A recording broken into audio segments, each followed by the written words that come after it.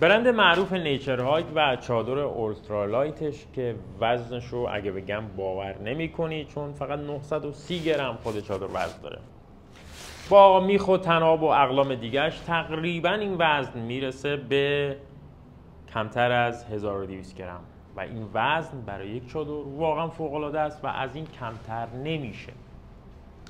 میخوام این چادر رو باز کنم و ببینیم که آیا این چادر با این وزن کم میتونه تو باد و بارون و طوفان و کوهنوردی برات مقاومت و استقامت مناسب رو داشته باشه یا نه. این ویدیو رو تا انتها ببین، ممکنه این چادر یکی از انتخاب‌های تو برای خرید چادر کوهنوردی باشه.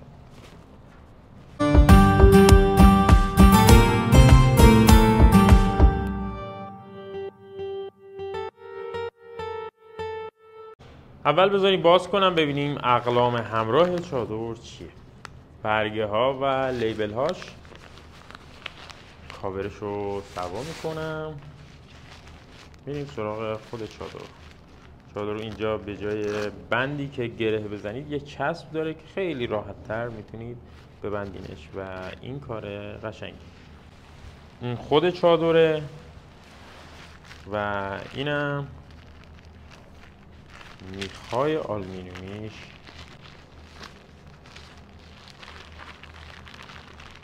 به این صورت با طناب هاش هستش. نیچر هایت هم روش حک شده و تمامی اقلام با پارچه های بسیار سبک ساخته شده. این هم تیرک چادره که به صورت وای شکل وصل میشه. بریم اینا رو باز کنیم و به هم وصل کنیم. راستی این هم زیراندازشه که همراهش تو بسته‌بندی این مدل چادر هستش.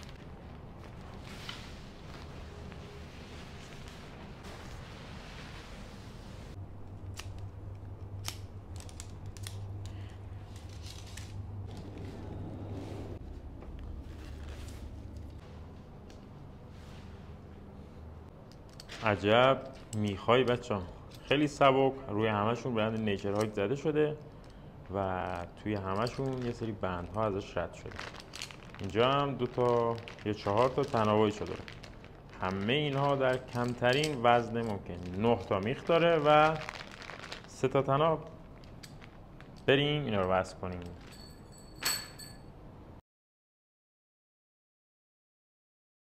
این شما و این چادر اولترالایت برند نیچر هایت. توی دو طرف چادر اون پایین همونطور که میبینید گتر داره که میتونه تو برف و هوای بسیار سرد باعث عایق دما بشه. این بالا یه هواکش داره این قسمت که با یه سیستم خاصی میتونید بادش کنید یا در حالت بسته نگه دارید. مثلا اینجوری بادش کنید. و قسمت توریش که داخلشه. پشت چادر دقیقا به همین صورت گتر داره و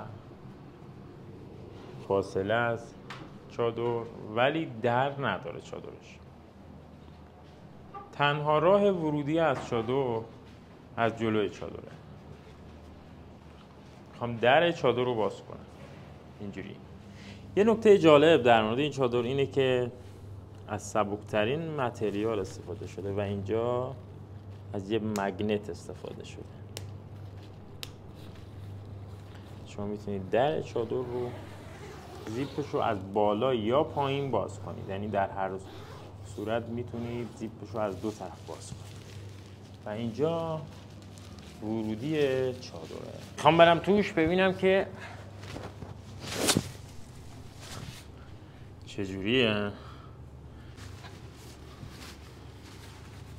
این طرف هم یه در داره که حالت انباریه و گذاشتن لوازم میتونید اینجا استفاده کنید. کفشی فلانی اینجا بذارید.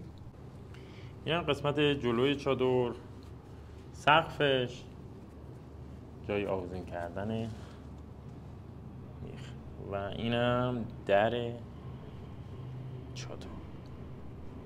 خب رفقا توی این چادر یه نفر به راحتی میتونه بخوابه، حتی وسایلش هم بذاره من الان قسمت پاها عرض چادر خیلی خوبه نسبت به یک نفرهای دیگه، اصلا کوچیک نیست نسبت به مدل مثلا کایلاس که خیلی از این کوچیک‌تره. اینجوریه که ولی خب از اون ور سقف چادر تقریبا 1 جداره است و 2 جداره نیست سقف چادر، ولی پیوی پارچه‌اش بالاست. اینم جیب داخلیش و یه جیب داخلی داره. رفقا این بود چادر برند نیچر هایی که 1 نفره اولترالایت مدل ویک فکر کنم که 1 نفر حتی در شرایط اضطراری میتونن 2 نفر توش بخوابن، چون راحت عرضش از 80 سانتی متر یه ذره هم بیشتره و طولش دقیقاً 2 متره. و اینکه 2 تا هواکش داره، یه در داره و یه تیرک آلومینیومی، 9 تا میخ داشت، 3 تا طناب و باز هم میگم وزن این چادر بسیار خوبه. در مورد پارچهش تقریبا پیوی 4000 که یه عدد خیلی خوبه و پلیستر و نایلون بسیار ظریفی روش کار شده، که به قول خود کمپانی رویش سیلیکونیه که میتونه تو ضد آب بودن چادر خیلی موثر باشه. اگر چادر خیلی سبک میخواد تو سفرهای 1 نفره و حتی در شرایط اضطراری 2 نفره ازش استفاده کنی، این یکی از بهترین گزینه هاست نسبت به رقبایی که تو این رنج قیمت هستن. یک سر و گردن بالاتره، چون پوش دومش هم بلندتره، میتونی حتی تو زمستون هم ازش استفاده کنی. چادر نیچر های.